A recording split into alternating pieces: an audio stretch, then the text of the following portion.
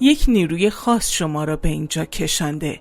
حالا وقتش است در رازهای امروزتان برایتان باز شود. سراغ فالهای امروزتان برویم. ببینیم چه چیزی در انتظارتان است. فال روزانه 6 شهریور ماه، فروردین. امروز فرصت‌های تازه‌ای سر راهتان قرار می‌گیرد. بهتر است با شجاعت وارد عمل شوید. مراقب باشید در بحث‌های خانوادگی دچار هیجان نشوید. اردیبهشت. تمرکزتان روی مسائل مالی بیشتر می شود. اگر قصد سرمایه گذاری دارید با تحقیق و احتیاط پیش بروید. یک دیدار ناگهانی می تواند روزتان را خاص کند. خرداد. ارتباطاتتان امروز برایتان اهمیت زیادی دارد. ممکن است خبر یا پیامی دریافت کنید که مسیرتان را تغییر دهد. در جمع دوستان بدرخشید. تیر. بهتر است امروز کمی به خودتان استراحت بدهید. کارهای عقب افتاده را به تدریج پیش ببرید و مراقب سلامتیتان باشید. بی توجه از کنار خستگی جسمی نگذرید. مرداد. انرژی و جذابیت شما امروز بیشتر از همیشه است. افراد زیادی به شما توجه می کنند.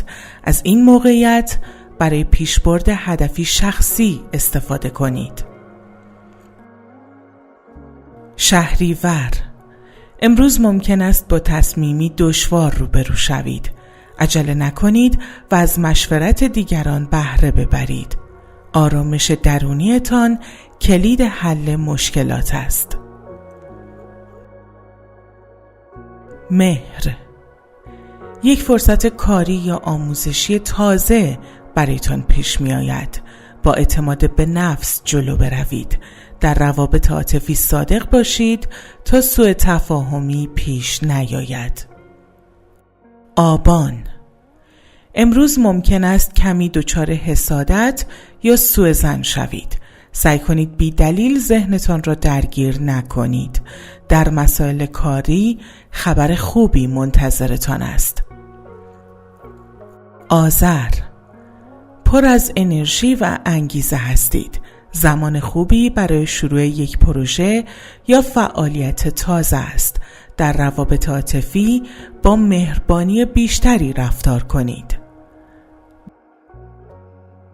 دی. امروز شاید فشار کاری یا مسئولیت‌های سنگین روی دوشتان باشد، اما با صبر می توانید از پس آن بر بیایید. به حمایت خانواده تکیه کنید. بهمن. ایده های تازه‌ای در ذهن دارید که می تواند موفقیت بزرگی به همراه داشته باشد. بهتر است افکار خودتان را یادداشت کنید و در روابط دوستانه روز خوبی در پیش خواهید داشت. اسفند. امروز احساسی تر از همیشه هستید.